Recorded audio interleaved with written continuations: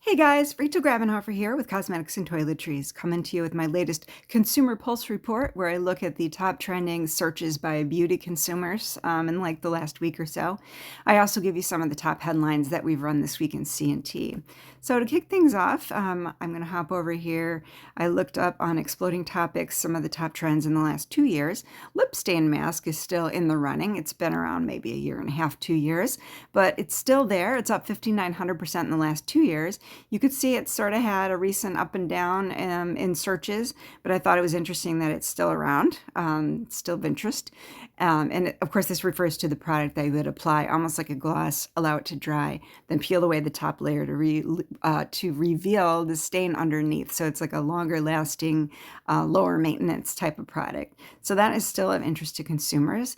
Next up, I thought this one was really interesting. celimax is up over 2,100% in the last 2 years. You could see it kind of had a recent surge, but this is a K-beauty brand known for transparency and clean beauty.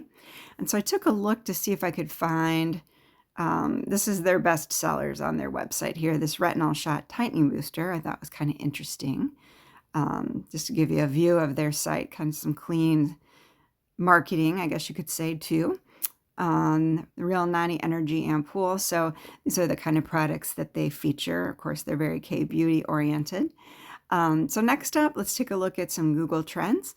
I did a search on skincare for the past 7 days globally, and up on the top of the list here, listed as breakout, and then at third place here, 1,600%, is Dr. Rush Skincare.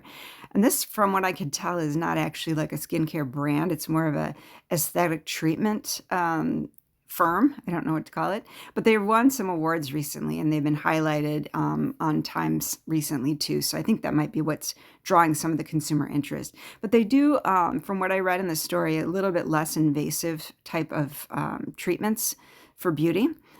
So that might be something, what it said to me was it relates to like the dermocosmetic trend that we're seeing a lot. So thought I would highlight that.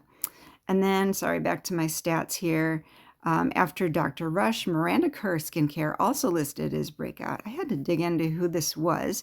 So Amanda Kerr is, let's see if that wants to redirect me. She's an Australian model. She was a Victoria's Secret model actually too, that has come out with a skincare line. Let's see if it'll load this time. Yeah. She did an interview recently, so that is partly maybe what's drawn some interest in her. KORA Organics, though, I don't know if you could see that there, is the brand that she has launched. And so I went to her website too, just to kind of see what's being featured there. They have this interesting turmeric glow, there's that word again, glow, drops with niacinamide. Niacinamide alternative serum. I have to look more into that, see if it talks about what's in there. But the turmeric is in there, obviously, which is kind of interesting. We've seen turmeric and bakuchi also rise to the top in recent years.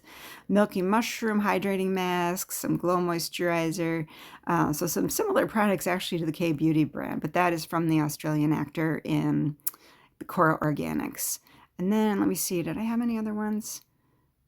Oh, the Caracol Skincare is up 100% this time when I searched. So I had to look that up, and I believe, if I understand it, it translated to, Caracol is like snail, or refers to a spiraling shape in Spanish. But so I did some digging. I mean, there's a lot of different snail mucin brands that we've seen a lot of interest in too. Seen a lot of talk about it recently. But so there's an actual Caracol brand that uses snail mucin too. So I thought that was sort of interesting and worth highlighting. What I wondered about when I saw it in Spanish is whether it's maybe picking up in some of the Latin markets. So something to look at. And then for some on CNT.com headlines, we did an interview recently with one of the Cosmetic Victories winners from Cosmetic Valley does the award at the Cosmetic 360 event. But this research group looked at protein instability as a biomarker to test when it comes to aging. So I thought that was sort of interesting, relating to dysfunctional proteins and how that's different from clock genes. But sort of a new way to test, probably not new, but a new focus, I guess you could say, on anti-aging products. So I thought that was worth highlighting. We also looked, this study came out from Oriflame recently, where they surveyed different women across the world. I think there were 7 or how many different countries here? 3,500 women across 7 countries, yeah. So they did a survey to find out what their impression of beauty and well-being was. And it came out to be more about how you feel than how you look. So that just kind of reinforces that well-being, well-beauty concept. We're seeing a lot of that emotional discussion happening in beauty and personal care. So I wanted to highlight that. There's also a recent partnership between New Wave Biotech and CPI. They're apparently going to revolutionize lipid extraction. What they do is run some simulations through AI to get to the answer quicker, as most AI does. But so their focus is on extracting lipids. So I thought that was maybe kind of interesting. And the idea is, of course, then that they can scale it up.